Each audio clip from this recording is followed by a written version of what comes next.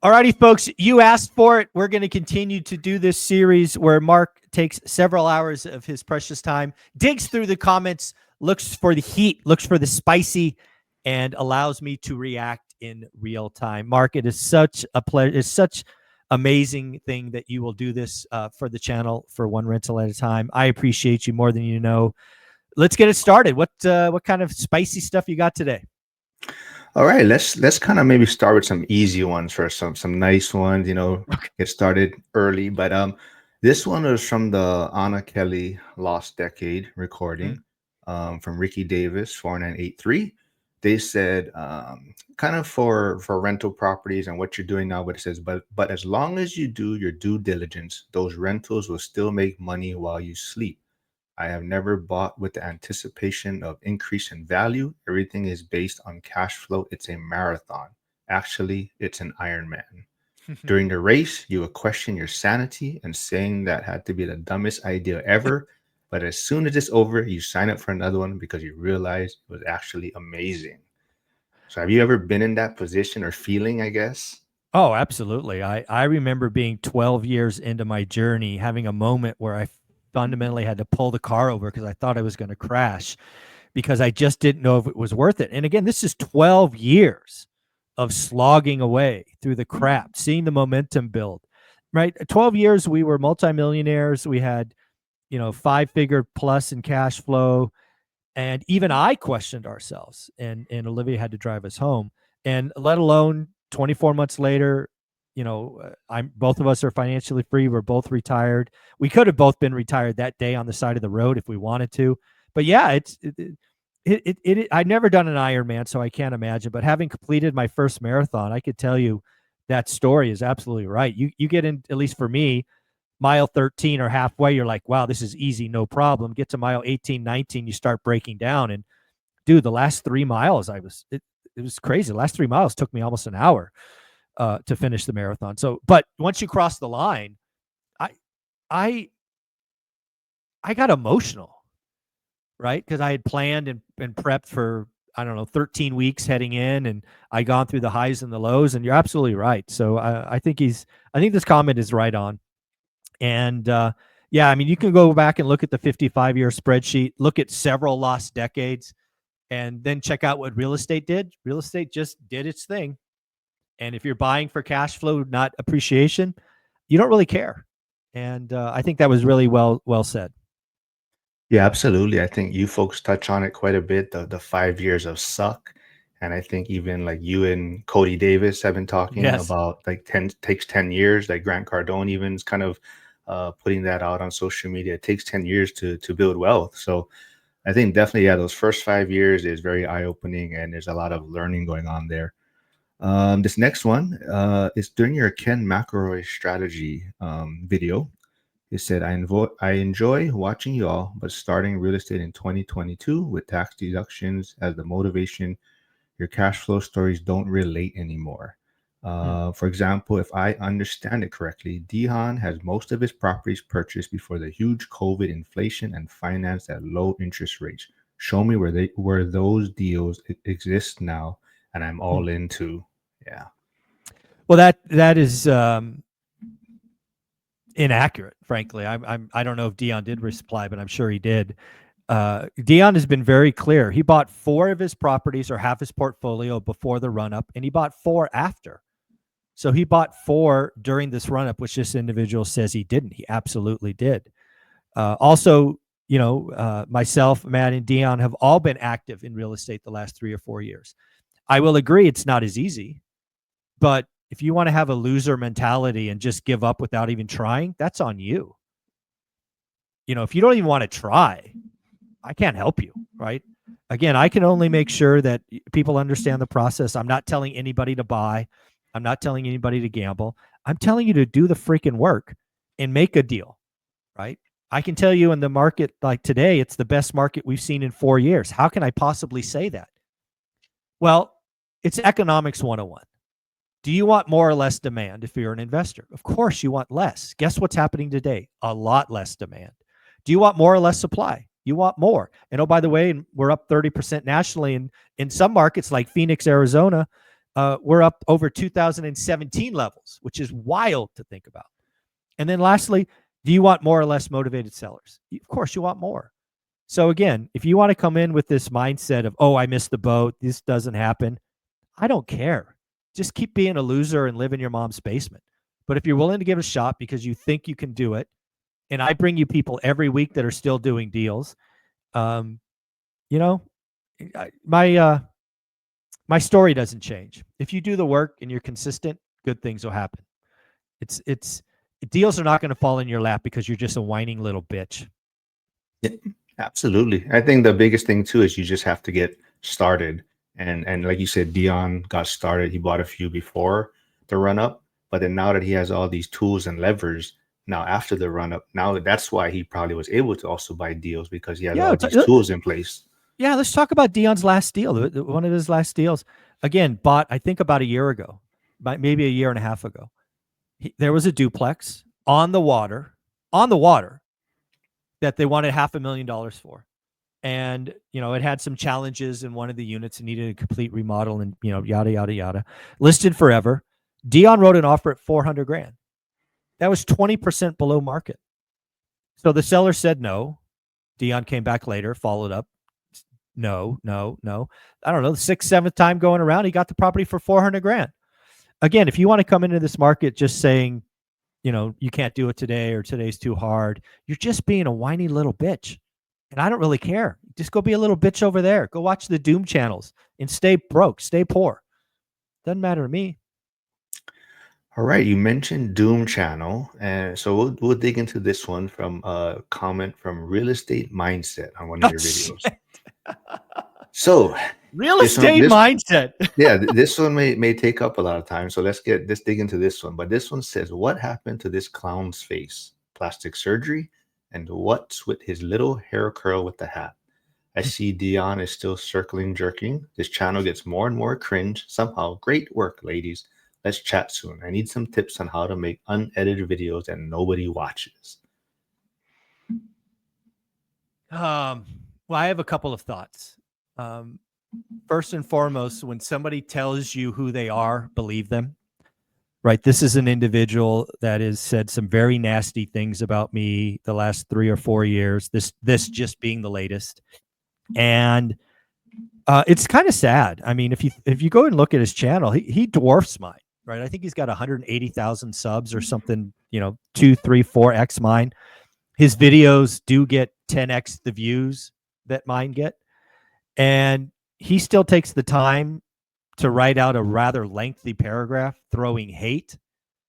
It just tells you who he is. He's not a nice person. Also, it probably tells you he's in a lot of pain. I think somebody writes that kind of poison because they're not in a good space. I feel sorry for him. I really do feel sorry. I mean, when I read this, all I could think of is, I'm sorry you're in such a bad place. I'm sorry you have to write hate like that and make yourself feel better. I mean, at the end of the day, if you're ahead of somebody, hate shouldn't come from above. And, based on the YouTube stats, he kills me. He's crushing me. He's 4, 5, 6x. He's probably making 20 grand a month, 25 grand a month on YouTube, but he still takes the time to write this. I just don't get it. I don't get it. But now let's break down each of the lines. The first line I actually think is a compliment. As you guys all know, I've been on this health journey all the years. I think when he saw this video, I was down 20 points. And he thinks I actually had plastic surgery. So thank you very much.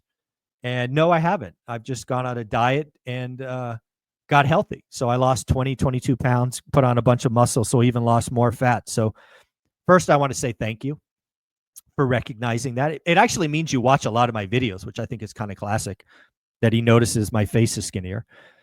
Also, I didn't know guys notice that stuff. I thought it was only women that noticed that stuff. So anyways, so there's that. I think the second part of that video, he clowns on my friends, which is never cool. One of the rules I had, I think, our live stream is you can say all you want about me, but if you clown my guests, that's too far and I'll block you. I don't think you should be talking down to somebody who gives up time to come on somebody else's channel and help people. I think that is, again, a sign of insecurity, a sign of immaturity, and a sign that you're just not a good person. Um, I forget where he goes next. I think he talks about my hair curl or some crap like that. Hey, dude, I get up at 5 a.m. I don't want to wake up the wife, so I put a hat on. So be it. Then he talks about no editing videos. You're right. I don't. I don't have to. I don't have to spend 4, 6, 8 hours editing videos into pure doom porn so I can pay my mortgage. I pay my mortgage without this stuff. Some people get addicted to YouTube because it's pays their bills, but also you start getting in a world of fear and doom. And if you're a content creator who solely produces doom porn, you've got to have a miserable life. Right? Can you imagine living in that toxic soup every day? All of your commenters are like, the world is ending, buy guns and butter, and go bury stuff in the backyard. And oh my God, can you imagine living in that world? And again, I'll close with, I feel bad for him. I feel it's sad. I don't know how an adult man with kids could put that poison out in the world. What are you telling your kids or showing your kids when you attack somebody like that? You're just not a good person. You're in a rotten headspace, and I feel sorry for you. I mean, I don't know what else to say. I don't know how Millennial Mike hung out with him, or they did videos, and They did. even Lumberjack was on his channel, I believe, and I yeah, think I'm so. not sure how that worked out, but No, interesting. I have a rule, and it's done me really well in life. If you show me who you are, I'm gonna believe you. And this is just one of the latest examples of exactly who they are. And I wouldn't give that person the time of day. Not even a debate. No, I wouldn't talk to No. him. No way. I'd rather talk to Nick at Reventure Consulting, because I think he's at least using facts, although I think they're twisted and kind of narrow. This clown is pure doom, pure theater. And again, he's just not a good person. I don't want to be around not good people. I'm financially free and could choose who I hang with, and I'm not going to choose to hang with. I'm sure that video would blow up, but I don't care. I don't need a couple of dollars. No, I will not talk to that guy. Never. All right, on that point, then I want to dig into this one a little bit. So this is from you posted on X, or reposted Daniel DiMartino Boots' post. Mm. She says, "We do not need the media thinking for us. A growing number of people do trust those on social media platforms who portray themselves as truth seekers and tellers, but have just as bad or worse motivations than those in media pretending to be journalists, who are so many editorialists." Yeah. So yeah, I mean, you just Yeah, I touching think on there's a. real. Oh, go ahead. Go ahead. Go ahead. No, no, I was just gonna say you touched. So we got a little lag, Hawaii to California, or Hawaii to Vegas. So what I'll say here is Danielle DiMartino Booth. Let's get it right. Is absolutely right. I think what we've seen over the last couple of years is people pulling away from mainstream media. Right? They don't trust them. They're all bought, and they're increasingly turning to social media personalities. Right? But what we have seen is in the content creation game, and I've said this for years, there are two things that you could do. If you're going to be a content creator, you could be like Real Estate Mindset, or you could be like, I'll say, Danielle DiMartino Booth. You could be a clown who realizes that negative content and doom get a lot of clicks, but help no one. There's nothing helpful about his videos, but they get a lot of views because it's addicting to humans to avoid pain. And he is paying his bills and has been paying his bills and probably living really, really well. So good for him. Don't hate the player, hate the game. And yeah, so there are content creators that have no interest in being right or correct. They just want to get the next click, and that's all they think about. I think that's what Danielle is referring to. There's people that do that. And then on the other side, there are people that truly care about helping making calls and being right. And when they're wrong, they own it. That's the other side. Unfortunately, the other side doesn't grow fast, doesn't produce a lot of income. But that's why the people on that side of the fence, like Danielle, hopefully like myself, we don't need the money. We're doing it because it's like, to me, it's a game, right? The U.S. economy, the world economy is a game to me that I'm trying to play and get smarter every day. And I make calls almost every week. And when I'm right, I wear a shirt called Nailed It. And when I'm wrong, I wear a shirt called Swing and a Miss, because I don't care. I frankly learn more from my misses than the things I get right. So I think Danielle is basically highlighting, I'm happy we're running away from paid media, but don't forget to question the content creators. They're not all created equal. In fact, some of them, the doom porn creators, are just as evil, just as toxic, just as bought as mainstream media, if not worse. So you got to be very selective, right? You got to audit your network, and that network includes who you're listening to in social media. Yeah, I saw a video with Tom Bilyeu the other day, and do you think it's also because, we just have too much information out there now, so it's hard to decipher who's true in a sense? There's some of that, but that's so one of my three favorite books was why am I suddenly drawing a blank on it? Written by a Navy SEAL, talking about accountability. And wow, I can't remember the name. It just escaped me. But anyways, basically the story in the book is you need to take accountability so you're not giving power to anybody else. So what I would tell someone to do watching social media is watch somebody, don't watch them sporadically. Watch them for a couple of weeks and see what they're doing. Second, if you're watching somebody on social media and they never admit they're wrong, red flag. We're all wrong. My batting average is probably higher than most people, but I'm still like 500 or 600%. I get 4 things wrong for every 10 things I call. That's okay, right? I'm trying to get to 700, right? I want to do 3 bad ones for every good one.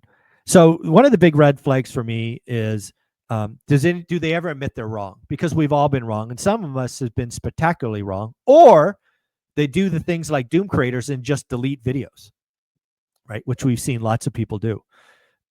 Frankly, I remember Ken McElroy. Ken McElroy made a call 4 or 5 years ago that single family homes were going to crash. I did a reaction video to that saying he's crazy and wrong. I was right. If you go back and look for Ken's video now, gone, deleted. He removed it. Not saying Ken's a crash, but I'm just using a real example that I personally experienced. Reventure Consulting was famous for calling for a housing crash 4 years ago. A lot of those videos don't exist anymore because he was flat out wrong.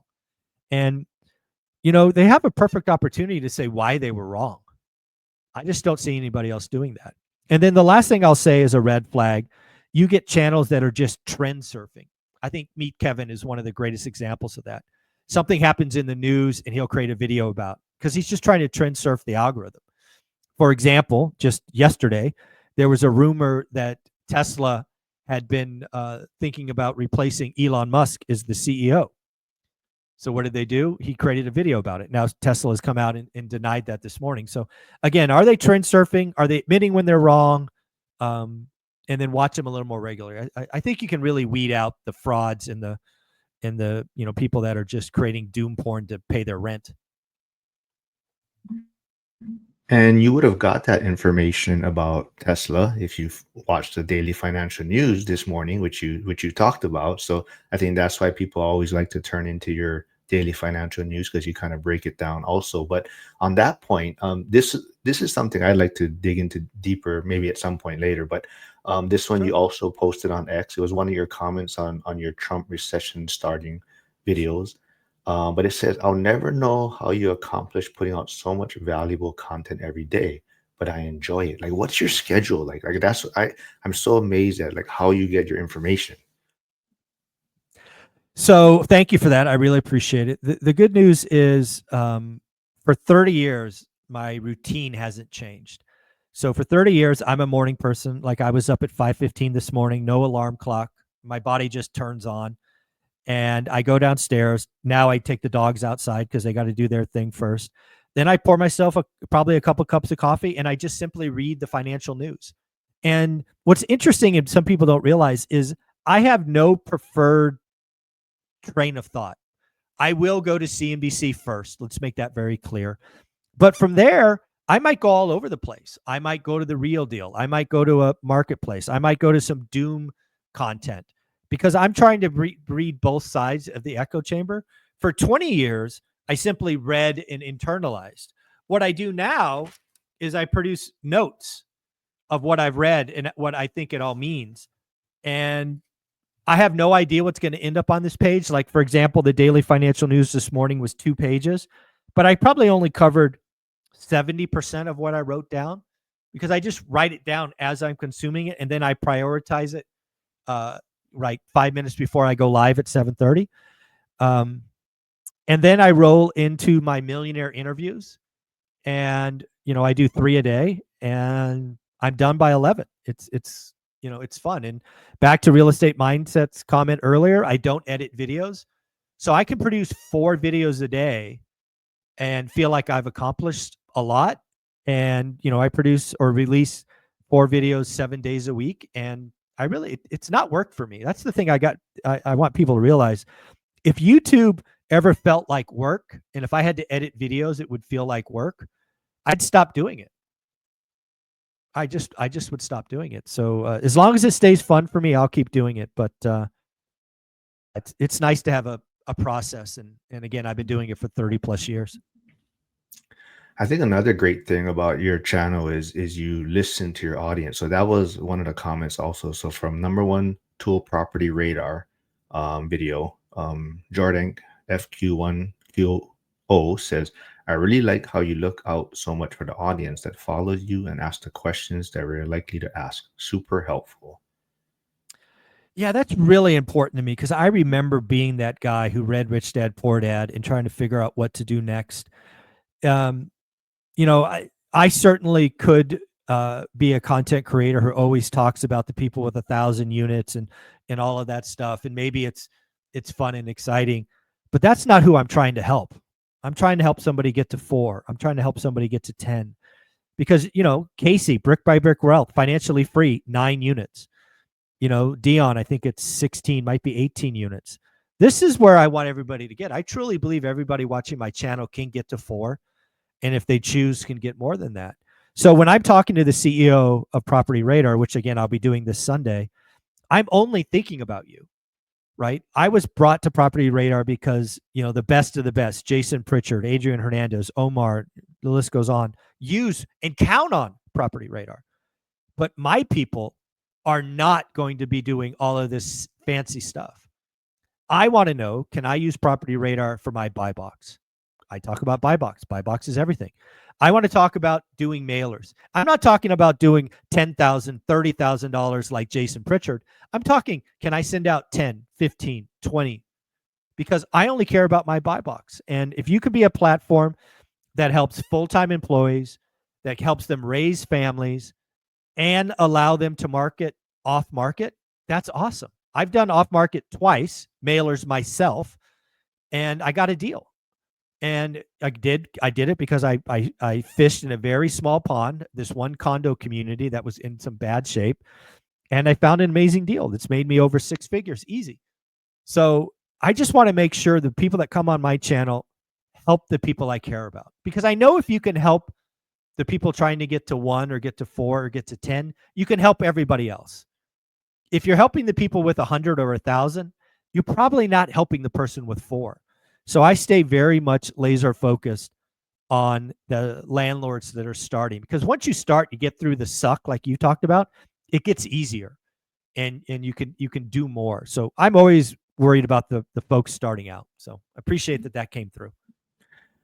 All right, and this one you reposted on X. So this is from someone that's been on both of our channels, and she's a great friend, and she's kind of in the more Bitcoin space now, but she posted, so Lindsay Stamp says, don't let people bully you into believing that you have to be an entrepreneur to be successful.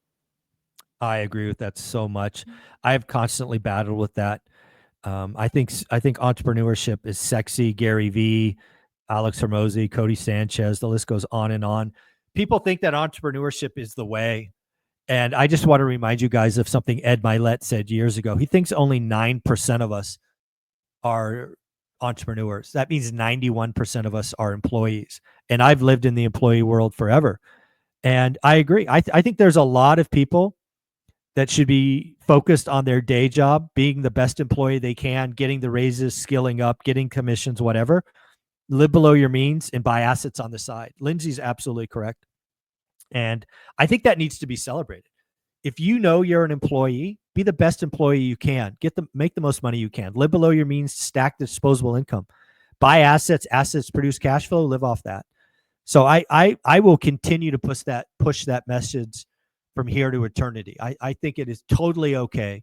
And I would argue it's best for most people to be an employee. If you are Cody, Alex, Gary, by all means, being an entrepreneurship is great, but it doesn't guarantee success. You can fail just as miserably being an entrepreneur. So I applaud Lindsay for that comment or post. And I think that's why a lot of people do follow you also. So I know Jen Wong, she loves that about you, because I know that triggered her on one of your videos with one of your guests talking about having to be an entrepreneur. And Jen just she put in some comments on that video, but that really riled her up.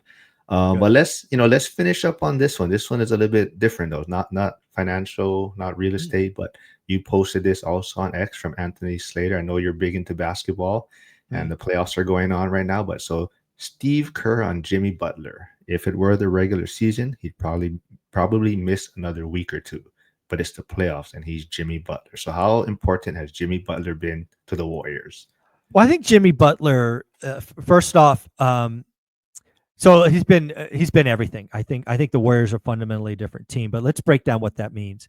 First off, he came in and he defaulted to Stephen Curry being the man, right? He came in and said, "I'm Robin, that's my Batman."